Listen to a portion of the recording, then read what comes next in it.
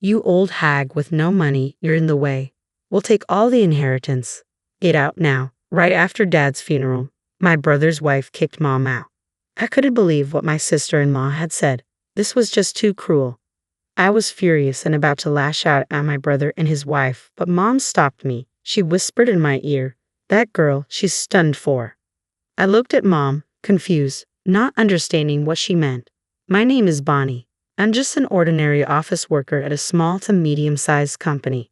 My family's home is a famous upscale restaurant in our hometown. When people find out, they're always surprised. They can't imagine someone as plain and unnoticeable as me being associated with fine dining. In reality, I have little to do with that restaurant now." My brother, Relay, followed in Dad's footsteps as a chef, and his wife, Alida, helped run the place. It's clear they will take over the restaurant, and there's no role for me. Dad was a chef and entrepreneur who made the restaurant famous in just one generation. In a word, he was a go-getter. He was tough at work, so I think it was hard on Mom, my brother, and his wife who worked with him. But away from work, Dad was a loving family man who made people laugh with his jokes. I loved Dad for that. Then one day, I got a call from Mom at work. "Your father has collapsed. Come to the hospital right away." I could tell from Mom's voice that Dad's situation was serious. I rushed to the hospital. When I arrived, Mom and the doctor were talking, looking very serious. "Mom, is Dad okay?" I asked after the doctor left, not knowing what was going on. Mom was looking worriedly at Dad, lying in bed and stroking his hand. His hands were thick and hard like a craftsman's. I love Dad's hands. "He's not in immediate danger, but it seems there will be after effects," Mom murmured, still looking at Dad. The doctor had told her that Dad would probably be paralyzed on his right side. Not being able to move his right hand would be the hardest thing for Dad. Mom and I sighed, unable to talk any further. "Is my father-in-law okay?" My sister-in-law's voice echoed in the quiet hospital room. She had rushed over after hearing from Mom. I thought she was worried, but as soon as she heard about Dad's condition and the after effects, her expression changed, and she began to smirk. "Well, he can't cook anymore, so the restaurant is ours now," she said callously. I couldn't believe what I was hearing. The sister-in-law I knew was quiet, never going against Mom, Dad, or my brother, always smiling, always considerate. But the person in front of me now was like a stranger. I couldn't keep up with her sudden change. "That's her true nature. She's been hiding it, I notice. But she's really wicked," Mom said, sighing. I was worried about Dad's condition, but my sister-in-law's behavior was so shocking that I left the hospital that day in confusion. 2 weeks later, Dad was discharged and returned home. Dad's body was now so frail that he couldn't even manage to go to the bathroom or eat on his own. Proud as he was, Dad would sometimes throw tantrums and throw things. Worried about Dad and Mom, who was taking care of him, I went back to my parents' house to help with caregiving whenever I had time. "You're coming back too often. It's annoying," my sister-in-law would make snide remarks every time she saw me. But that wasn't something I could worry about. Mom looked more worn out every time I saw her. She was taking care of Dad's toileting, meals, and baths all by herself, all day long, probably without any time to rest. Though they sometimes hired a helper, Mom's burden was still significant. My brother and sister-in-law, who lived with them, not only refused to help with Dad's care but also didn't even prepare Mom's meals. "Mom, you must be having a hard time alone. Should I quit my job and come back here, not just to help occasionally, but to take care of Dad together?" Since my brother and his wife were clearly unreliable, I had no choice but to help Mom. I seriously considered joining in Dad's caregiving, but even when I suggested it, Mom shook her head. "There's a helper, and I'm fine on my own. You don't have to worry about me," Mom answered with a smile, perhaps not wanting to worry me. But she looked like she was pushing herself too hard. I was driven by anxiety that Mom might collapse too. Then the situation took a turn for the worse. Dad, who had become quite disheartened, began to show symptoms of dementia. "Who are you?" Being told that by my own father was quite painful. He used to act so high and mighty, and now he doesn't even recognize his own daughter. How pathetic, my sister-in-law, who happened to peek into the room, sneered at me. Forgotten by Dad or not, her attitude on top of the shock I was already feeling hurt me even more. "Father-in-law smells a bit. If you want to stay in this house, you better behave." My sister-in-law, her face twisted, pinched her nose and looked at Dad with contempt. Mom completely ignored her. She was probably holding back from reacting to the provocation. My sister-in-law clicked her tongue and left the room. Dad, it's okay. Mom spoke to Dad in a gentle voice like soothing a child. Thinking about how my parents were being treated so roughly by my brother and his wife, I felt like crying.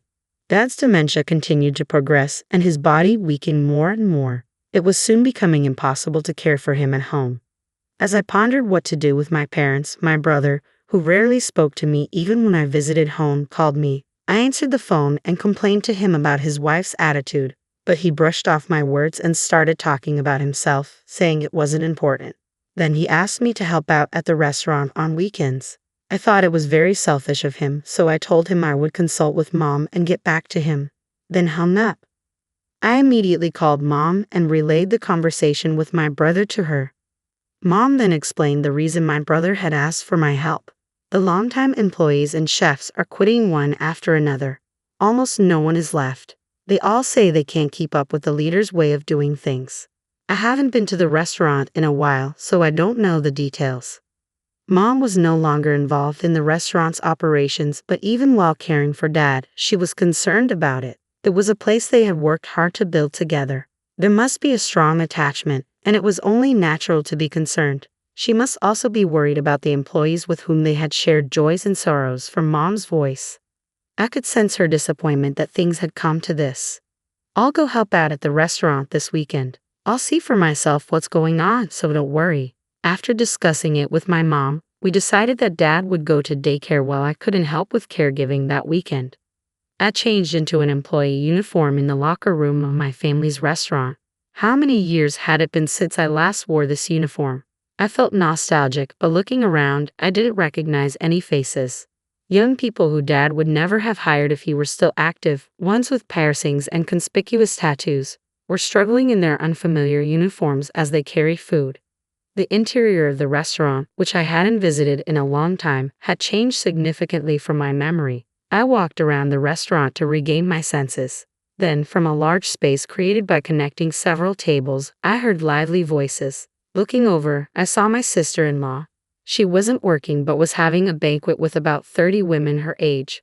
My sister-in-law was sitting in the center of the table, happily guzzling wine. Ladies of my class, all our dishes are high-end and delicious. Today's my treat, so enjoy yourselves to the fullest. Truffles, foie gras, eat as much as you want. My sister-in-law, who seemed quite drunk, used an empty wine bottle as a microphone and said something outrageous. Tears erupted from those present. Elena, are you serious? Doing that will cause a huge deficit for the restaurant. I hurried over to my sister-in-law to stop her. She suddenly changed her cheerful face and glared at me. Shut up. A sister-in-law who can't even get married should keep quiet. This is my restaurant, so I can do whatever I want, she said, making a dismissive gesture to shoo me away. This is my parents' restaurant. I swallowed those words and left the table. The situation in the restaurant was dire. The kitchen was overwhelmed by the unreserved, all-you-can-eat orders from the group led by my sister-in-law, and they couldn't handle the orders from other customers. Regular customers from Dad's time were so angry that they left, saying, "How long are you going to make us wait?" I had never seen these customers angry before. Realizing how bad it was, I asked the chefs to put my sister-in-law's table on hold and suggested prioritizing the other customers, but they said they couldn't. My sister-in-law had told them to prioritize her table. If they didn't listen, they would be scolded later, the chef said, looking down. My brother was engrossed in a horse racing broadcast, seemingly oblivious to the chaos. He probably became a chef just by going along with the atmosphere around him. As soon as Dad, who was intimidating, was gone from the kitchen, this happened. Since childhood he had always watched Dad's face, and now that Dad was gone, he was watching Elita's face. This was not good. I approached the table again to warn my sister-in-law about the orders. Just then, a long-serving employee whom I knew was telling my sister-in-law, "We can't serve that dish anymore. We've run out of the main ingredient, truffles." The moment the employee bowed his head, my sister-in-law raised her voice in anger. "Then go buy some. You should know that much, you useless person." She even threw an empty plate at the employee. She was acting more like a rowdy, drunken customer than an owner. I understood why the long-serving employees had been quitting one after another. I'm thinking of changing the name of this restaurant. The current name is old-fashioned and cliché, I want something more stylish and cool. My sister-in-law turned to her friends, laughing and making such remarks. The restaurant was finished. Dad's once renowned establishment was nowhere to be seen. After finishing my help, I headed to the locker room, wondering how to tell Mom about this situation. She would surely be sad to know about this. Thinking so, my steps felt heavy as I headed home. The next day, when I visited my parents' house, I honestly told Mom about the situation at the restaurant. Mom sighed sadly. I thought it might be like that. My son has been under Elita's thumb since Dad fell ill, and the restaurant can't survive without your father. Tears welled in Mom's eyes, and her lips trembled. Seeing Mom like that, I couldn't hold back my tears either. I'm sorry. If I had been stronger, I could have protected Dad and Mom's restaurant. Mom patted my shoulder, saying it was okay. Let's give up on the restaurant. Mom persuaded me to do the same. After that, I continued to refuse my brother's requests to help at the restaurant. No matter how many times I refused, he kept calling, and his complaints about my sister-in-law began to mix into the conversation. She was still inviting acquaintances and treating them, and the restaurant was facing a huge deficit. They were even struggling to pay for supplies. Furthermore, despite having no money, my sister-in-law insisted on renovating the restaurant into a stylish cafe bar. That has nothing to do with me.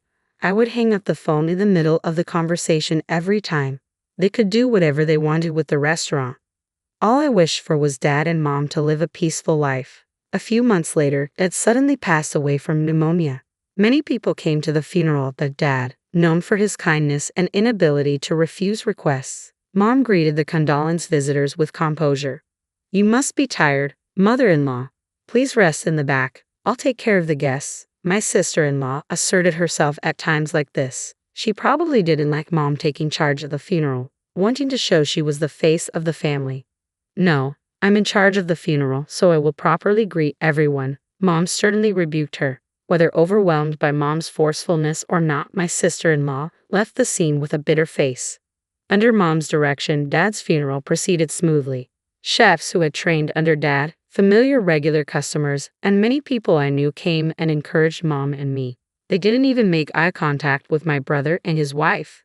They all knew what my brother and his wife had been doing since Dad fell ill.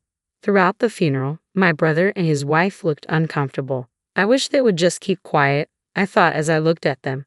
When all of your father-in-law's inheritance goes to us, you too should renounce your share. My sister-in-law approached us after the cremation as Mom held Dad's ashes, getting ready to leave.